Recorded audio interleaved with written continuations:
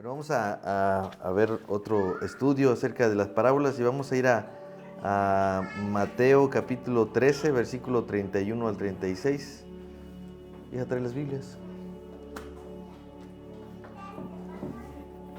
Mateo capítulo 13, versículo 31 al 33. Sí. Vamos a orar. Bendito Padre, te damos gracias por esta noche, gracias por traernos con bien a todos nosotros. Permítenos tener un buen tiempo de reflexión, de estudio. Ayúdanos a entender tus parábolas, ayúdanos a estudiar en ellas, Señor, y a encontrar los propósitos, Señor, de tu evangelio en ellos, Señor.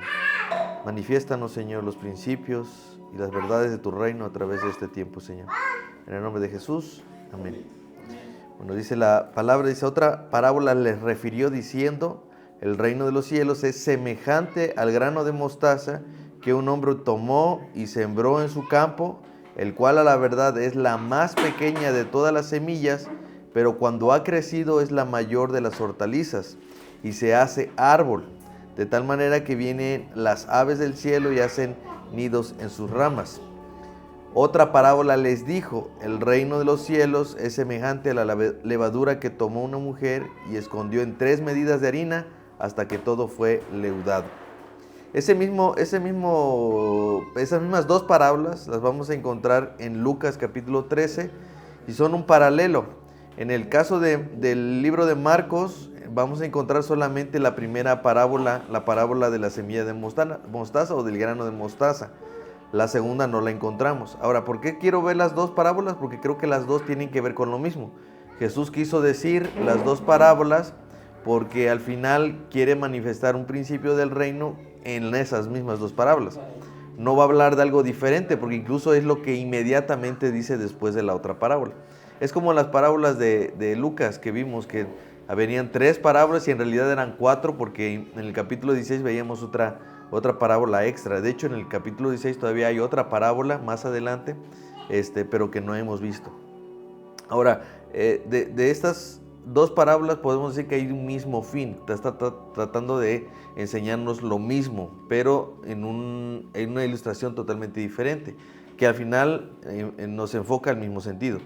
Primero vemos una parábola que incluso es más conocida que la otra, es más popular. Incluso, no sé si a algunos les tocó, pero en las librerías llegaron a vender collares con estas semillitas de mostaza. O sea, fue muy popular porque la semillita, todo el mundo quería traer su medallita con la semillita de mostaza. Como para hacer un recuerdo de lo que la promesa de Jesús había dado a través de esta parábola. Pero aquí hay una pregunta importante. ¿Por qué ha de comparar Jesús el reino de los cielos? Porque dice, semejante es. O sea, Jesús va a comparar el reino de los cielos con una semilla de mostaza y sobre todo con el resultado de esa semilla, porque dice que se hace un arbusto. Entonces, ¿por qué Jesús habría de comparar el reino de los cielos con un arbusto en vez de con un árbol? ¿Sí? Ustedes recuerdan también en algunas ocasiones Jesús usa la higuera como una ilustración para dar algún principio, pero en este caso, ¿por qué Jesús querría usar en lugar de un árbol como los árboles de los cedros o los árboles del Líbano, que son mucho más grandes, son más robustos? ¿Por qué Jesús querría usar? Yo creo que una de las razones es porque tiene características particulares que van a reflejar eso. O sea, cuando Él nos dice esto es porque hay una característica en particular que quiere resaltar. ¿Cuál es esa particularidad? Que esta semilla, para empezar, es de las más pequeñas de las semillas. Ahora, evidentemente, esa no es la más pequeña del mundo, pero en ese momento, en el contexto cultural, se entendía o se conocía a esta semilla de mostaza como la más pequeña. Además, no es una clase de botánica o de biología, como para que Jesús quisiera ser muy preciso en los datos que está dando. Pero no es la semilla más pequeña, pero para ese contexto, en el conocimiento general de ese contexto, sí es la más pequeña. Ahora, el asunto es que de este grano de mostaza, a pesar de ser el más pequeño, dice que su arbusto puede ser muy grande. Incluso puede llegar a crecer entre 8 a 12 pies de alto. Esto es casi un promedio de 4 metros de altura, ¿no? Entonces, para ser un arbusto es muy grande. vuelvo a repetir, en el contexto cultural, este llega a ser muy grande. Entonces, en comparación con los robles del Líbano, o sea, este no es un gran árbol, pero Jesús por alguna razón quiere referirse a él como un árbol. Sí le dice allí en la parábola que es la mayor de todas las hortalizas, pero se hace árbol, es decir, tiene la forma de un árbol y por la altura que llega a tener, pues sí lo representa, ¿no? Entonces, es esa la razón por la que yo creo Jesús está exaltando, está mostrando esas características que tiene esa semilla. Entonces pasa de algo tan pequeño a algo que por su tamaño no debería tener este resultado, pero lo tiene. Así que, ¿de qué está hablando Jesús? Creo que ya nos está dando un primer principio. El primer principio del reino es que el reino de los cielos tiene un inicio pequeño, tan pequeño como el grano de una mostaza. Pero el resultado es más allá de lo que uno se puede imaginar, ¿sí? Si nosotros nos damos cuenta, ¿por qué? Porque aquí tenemos, bueno, ¿por qué Jesús está usando esta parábola? ¿Y por qué quiere usar esa ilustración? En Mateo no nos dice mucho respecto del por qué, porque está haciendo una serie de enseñanzas que no nos permite entender por qué quería usar esta parábola. Pero en un paralelo de Lucas nos encontramos con este contexto. En Mateo es difícil de entender lo que la parábola quiere decir, pero en el contexto de Lucas, que es lo mismo, podemos notar que los fariseos menospreciaban la obra de Dios en la vida de los pecadores. Si vamos ahí en Lucas capítulo 13, versículo 12, vamos a encontrar que está sucediendo esto. Dice que cuando Jesús vio a una mujer, la vio, dice, la llamó y le dijo: mujer, eres libre de tu enfermedad. Esta mujer está enferma, tiene una enfermedad muy extraña. Y puso las manos sobre ella y ella se enderezó luego y glorificó a Dios. Pero el principal de la sinagoga, aquí alguien importante está enojado de que Jesús hubiera sanado en el día de reposo, le dijo a la gente: 6 días hay que se debe de trabajar, en estos días pues sean sanados. O sea, está regañando a la gente. O sea, ya no está diciéndole nada a Jesús, sino que le está diciendo: entiendan algo, no vengan a ser sanados en sábado, ¿no? Les dice: 6 días tienen para trabajar, esos días vengan, ¿no? Pero no vengan el día de sábado, pues dice el día de reposo. Entonces Jesús le respondió y le dijo hipócrita a este hombre. ¿Por qué? Porque dice: cada uno de ustedes no desatan el día de reposo a su buey, a su asno del pesebre y lo lleva a beber, ¿sí? Fíjense cómo él está haciendo de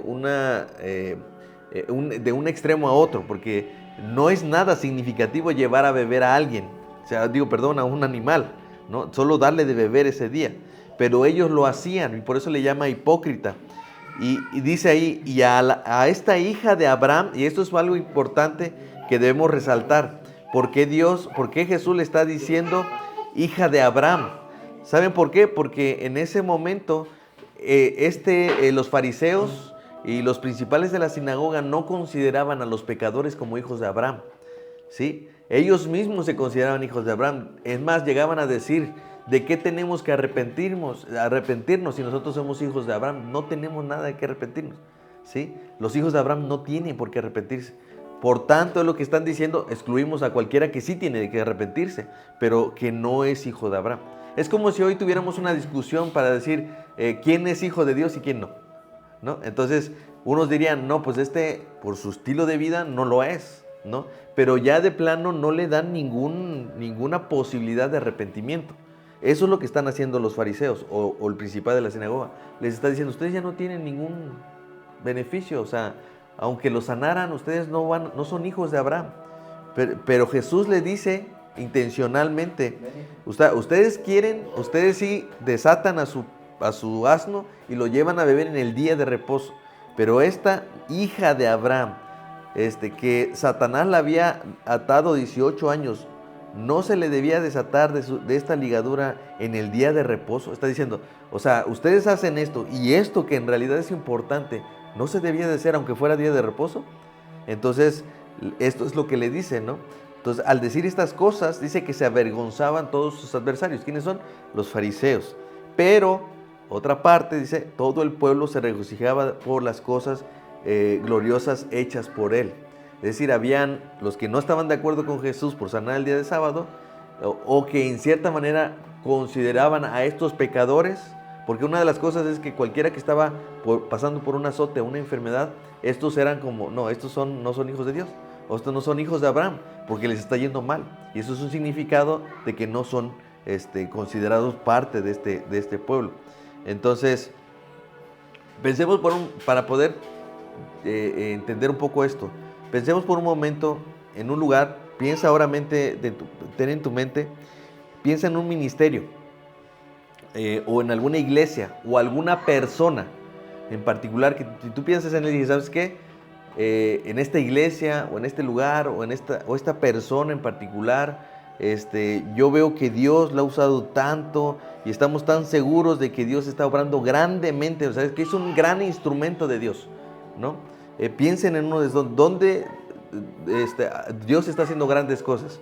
¿A quién vendría a su mente? ¿Quién estarían pensando ahora mismo? Quizás en una iglesia, un ministerio, o qué lugar te viene a la mente. Cuando yo pienso, pues si me preguntas, yo estaría pensando, no sé, en la IBI, ¿no? O en la IBCJ, o en la iglesia de John MacArthur, o de esas iglesias que nosotros sabemos que Dios está haciendo muchas cosas, grandes cosas, ¿no? Entonces, pero lo que quiero mostrar es que de repente nosotros asimilamos que las grandes cosas son solamente esas. O sea, donde Dios claramente se nota que está haciendo grandes cosas. Y nosotros llegamos a menospreciar aquellas cosas pequeñas, ¿no? Probablemente nuestra iglesia, probablemente nuestro propio hogar, probablemente nuestras propias vidas, no las hemos considerado como una persona, un lugar o un ministerio en el que Dios está haciendo grandes cosas, ¿sí? De hecho, si ustedes se dan cuenta, Jesús con esta parábola lo que está haciendo es alentar a sus discípulos, que en aquellos momentos estaban enfrentando a ciertas desventajas culturales y religiosas. Entonces, si leen el libro de Hechos, se van a encontrar con que cuando ellos predicaban a Jesús, después de su resurrección, los fariseos mandaron a encerrarlos y les prohibían que hablaran. Entonces, cuando los escuchaban hablar, ellos decían, ¿no son estos pescadores? ¿No son estos del vulgo? Es decir, personas que no eran letradas, que no eran estudiadas. O sea, ellos los estaban menospreciando. Dicen, estos no pueden tener tanta doctrina o tanto conocimiento si estos no vienen más que de vulgo, son viles pescadores, ¿no? Entonces, ¿qué es lo que sea? Hay un menosprecio sobre lo que Dios puede hacer en ellos, en pequeños lugares o en personas insignificantes.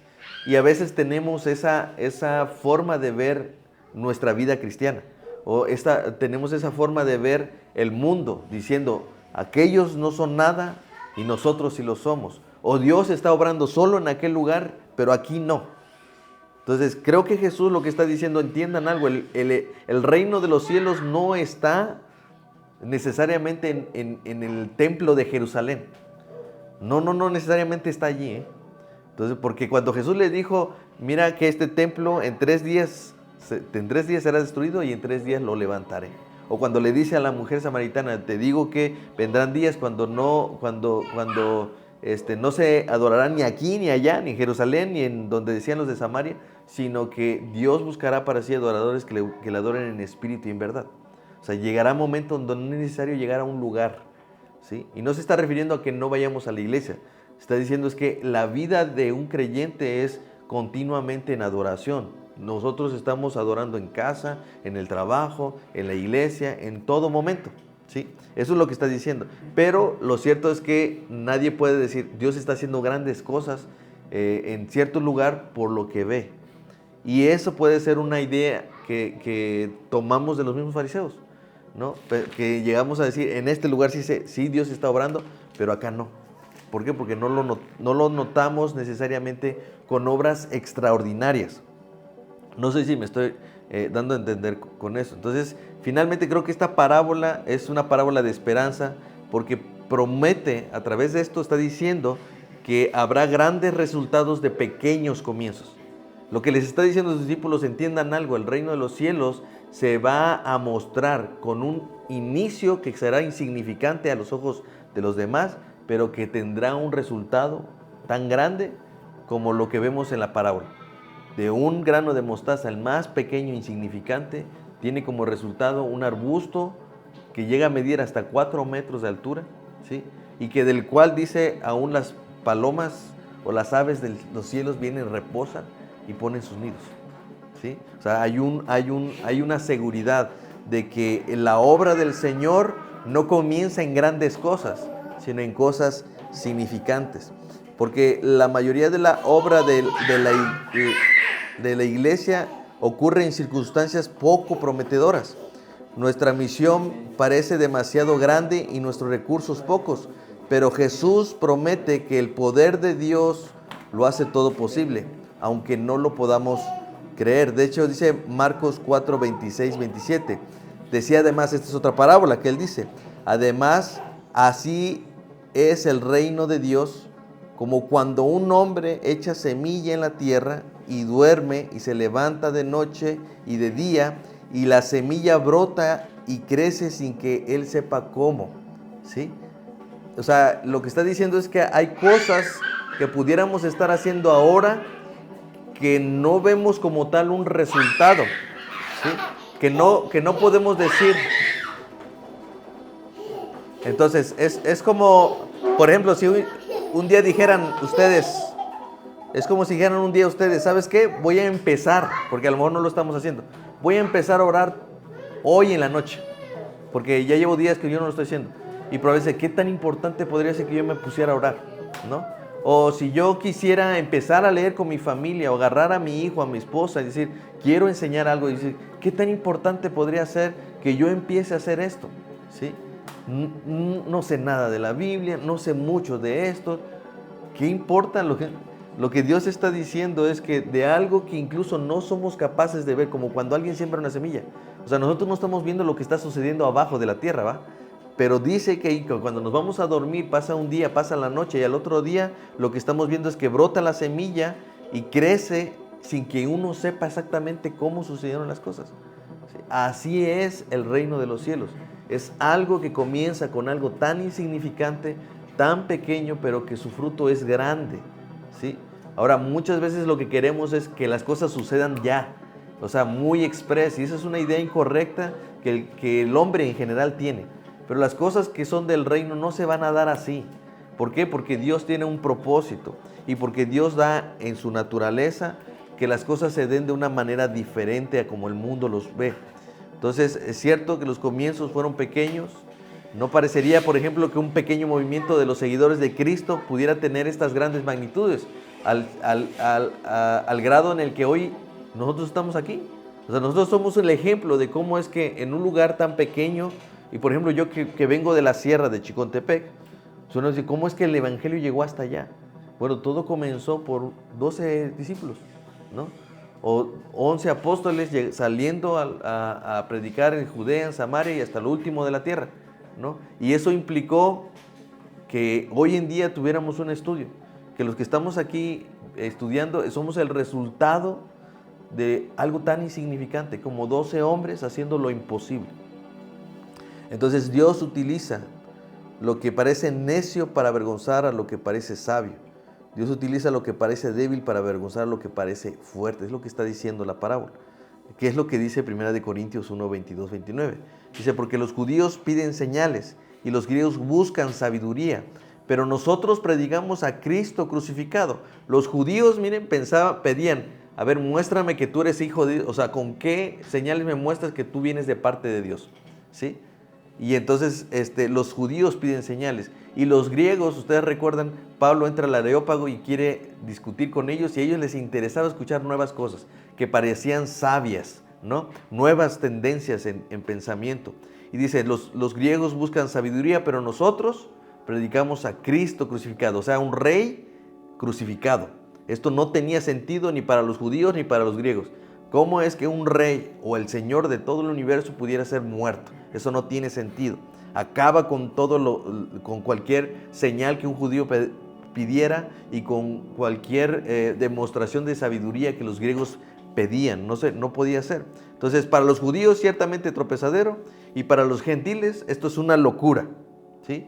Mas para los llamados, así judíos como griegos, Cristo, poder de Dios y sabiduría de Dios. Es decir, no está hablando de los mismos, está hablando de judíos y griegos convertidos, judíos y griegos que creen.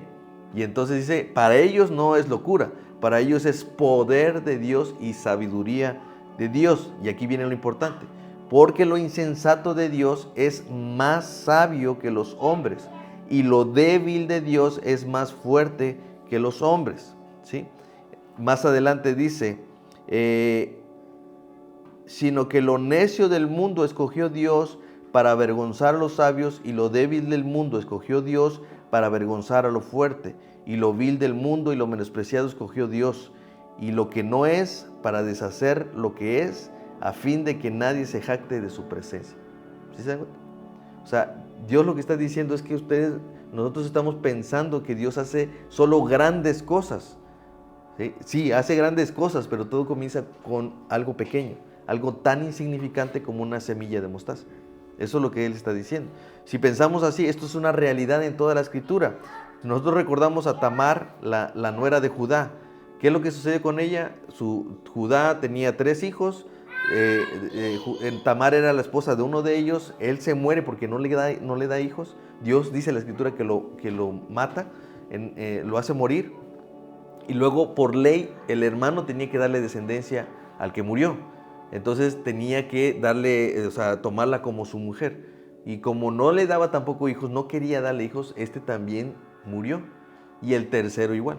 Entonces, ¿qué es lo que sucede? Ya no había más. Pero quedaba uno más chico, ¿no? Entonces, tenía que dárselo también, pero Judá se hizo de la vista gorda.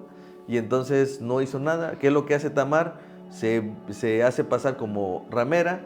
Y entonces Judá la toma y se va. Poco después se entera que está embarazada y entonces que la quiere quemar porque esto no estaba bien.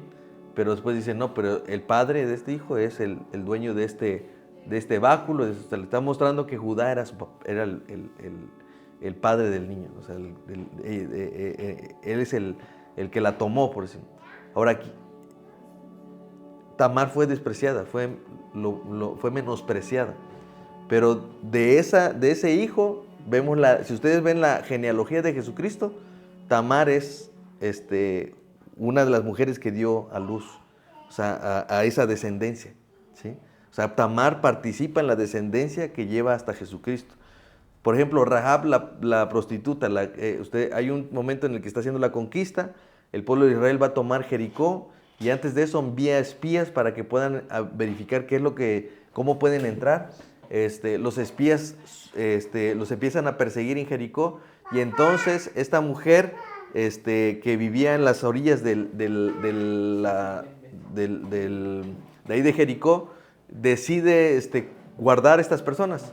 O sea, los esconde para que no los atrapen los mismos de Jericó. Resultado de eso, y es que, ¿saben qué? Yo hice misericordia con ustedes, yo espero que también me hagan misericordia.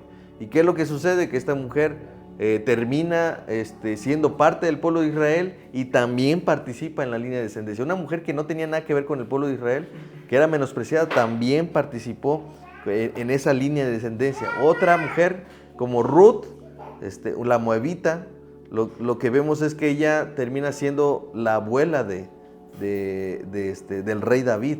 Una mujer que tampoco era parte del pueblo de Israel, que era de lo vil y menospreciado, pero que Dios la tomó y la hizo parte del pueblo y participó también en la descendencia del Hijo de Dios, ¿no?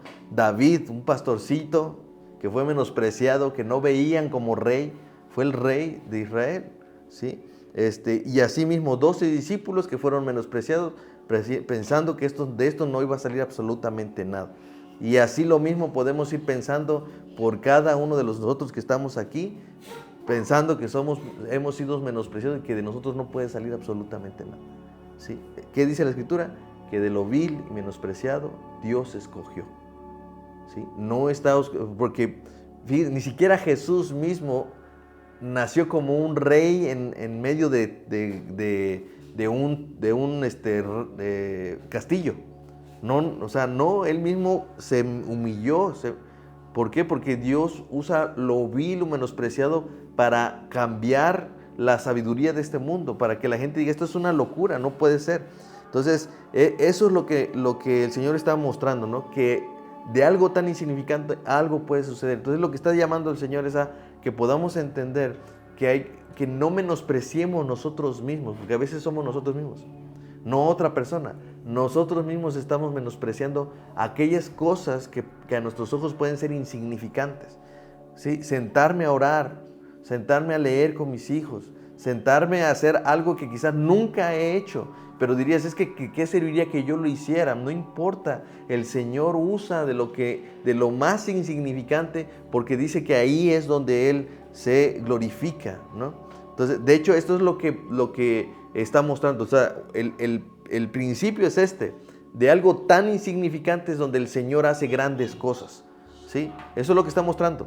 Entonces, el Evangelio tiene ese poder, ¿sí? No está hablando de nosotros como tal, sino de creer que si nosotros hacemos cosas o usamos el Evangelio como si fuera una semilla de mostaza, de él va a tener un gran resultado, porque esa es la promesa de Dios, ¿sí?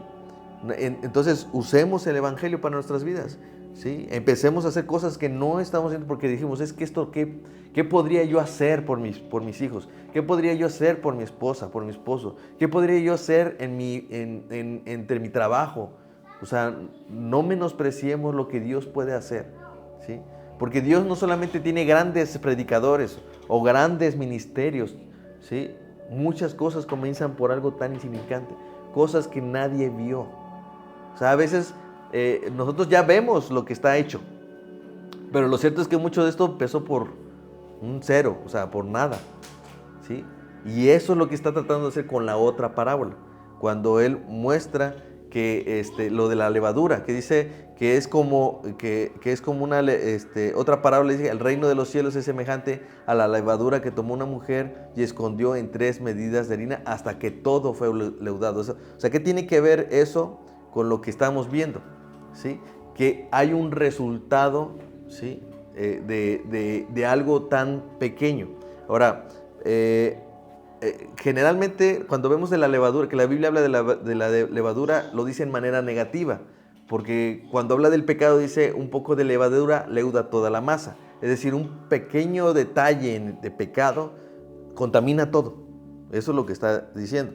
Pero en esta parábola Jesús se refiere a la levadura de manera positiva. O sea, si la levadura tiene el poder, una porción mínima de levadura tiene el poder de leudar toda la masa, ¿sí? De manera negativa, también lo puede ser de manera positiva. Como la semilla de mostaza, la levadura es pequeña en relación a la harina. Para que tengan una idea, 3 medidas de harina son suficientes para hornear pan para 100 a 150 personas. O sea, es mucha.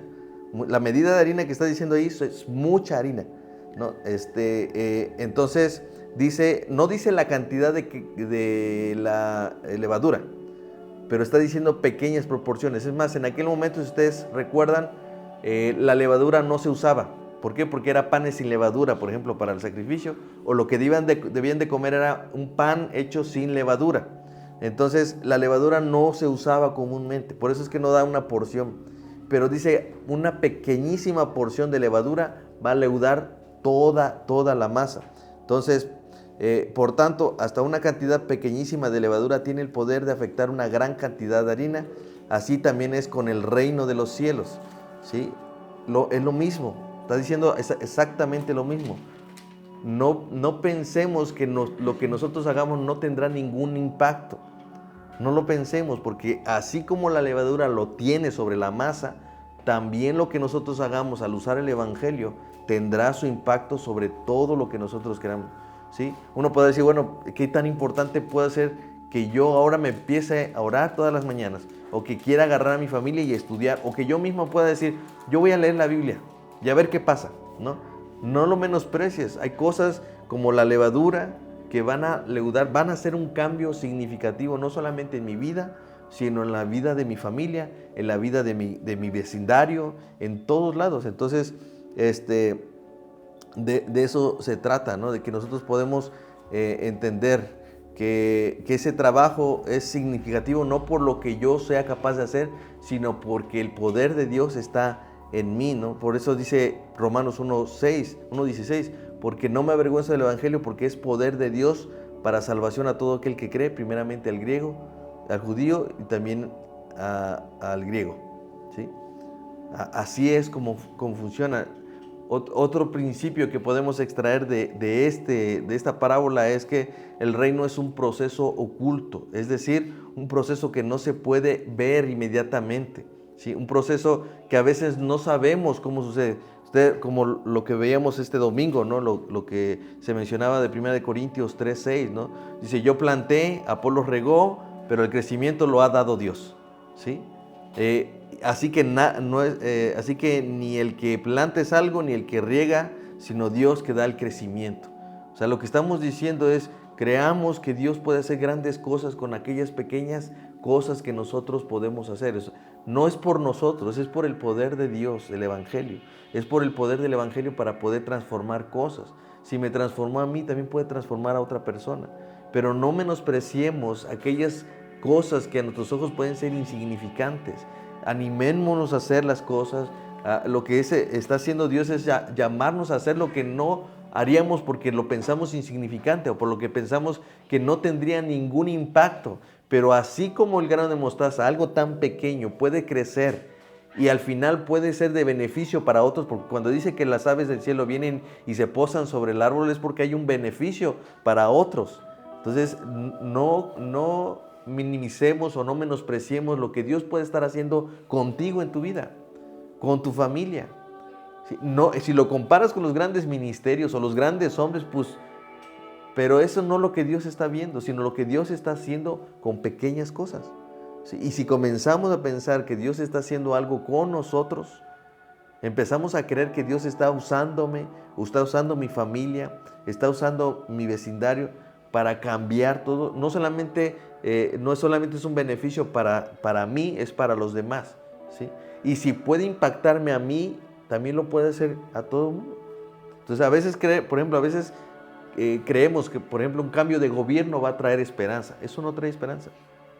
Lo que va a traer esperanza es que nosotros creamos en el Evangelio y que podamos aplicar en pequeños detalles, en cosas que nunca hacíamos o no hacíamos, empezar a hacerlas y que Dios, como el grano de mostaza, que era tan pequeño y insignificante, va a ser algo grande. Y no solamente eso, que como la levadura va a afectar toda la masa, así también lo que yo haga, aun cuando yo diga, yo voy a hacer esto únicamente en mi casa, el Señor va a usar eso como algo, aunque no lo podamos ver. ¿Sí? Hay cosas que nosotros vamos a llegar a hacer, pero que no vamos a ver como tal el fruto. Pero entiendan algo, al final no lo hacemos por mirar algo, sino porque creemos que el crecimiento lo da Dios. Porque si dependiera de mí, esto no va a resultar. Ahí tengo una plantita que es de las, ¿cómo se llaman estas?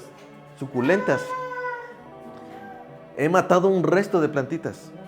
O sea, no me da, o sea, y por más que quisiera yo que estuvieran bien y que se vieran bien, se secan y se les caen las hojitas. Entonces, si por mí fuera, todas las plantas no crecerían. Entonces, pero hay una planta, por ejemplo, como esa, que por gracia de Dios ahí está. Y no me pueden decir que es por mi cuidado, o sea, porque Dios sí quiso cuidar esta planta. Y esa sí se ve bonita, ¿no? Pero las otras que he tratado de cuidar no traen un resultado. ¿Por qué? Entonces, las cosas que yo hago no es porque quiero ver ahora mismo, sino porque creo que el que va a dar ese crecimiento es Dios. O sea, cada vez que yo hago algo no es porque, voy a tener un beneficio, o me voy a hacer importante, o voy a tener un gran ministerio, o voy a hacer de esto algo grande. No, es tan simple como que lo hago porque creo que de algo insignificante Dios puede hacer algo grande. Dios, no yo. Y que como la levadura no solamente afecta mi vida, sino va a afectar la vida de mis cercanos. No solamente mis cercanos, los que están en mis vecinos. No solamente mis vecinos, sino mi comunidad. O sea, solamente eso impacta una vida en comunidad, una vida de toda una nación incluso, ¿no? Entonces, si nuestra esperanza está en lo que nosotros podemos hacer, probablemente no vamos a obtener ningún cambio.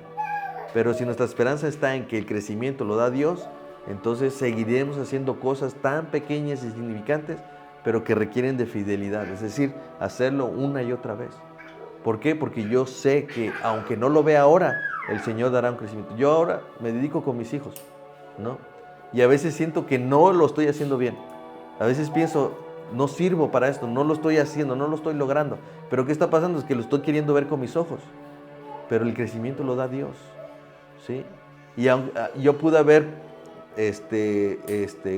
sembrado, o yo pude haber eh, iniciado este trabajo, pero allá afuera el Señor va a hacer otra cosa, ¿no? Alguien más va a continuar con la obra en ellos, y un día alguien más verá quizás el crecimiento de mis hijos. Pero no porque no lo vea significa que no está pasando nada, sino que creamos que el Señor está haciendo lo necesario. Entonces, estas dos parábolas tienen que ver con eso, y nos motiva y nos anima a hacer las cosas, precisamente porque de las pequeñas cosas Dios hace grandes cosas, ¿no? Entonces, eso es lo que la parábola las dos parábolas nos enseñan, y que nos anima a poder ver esto, ¿no? Que podamos animarnos a hacer las cosas, no importa que no sean grandes cosas, sean insignificantes, pero que las hagamos, porque el Señor va a ayudarnos en eso, ¿no? ¿Alguna pregunta?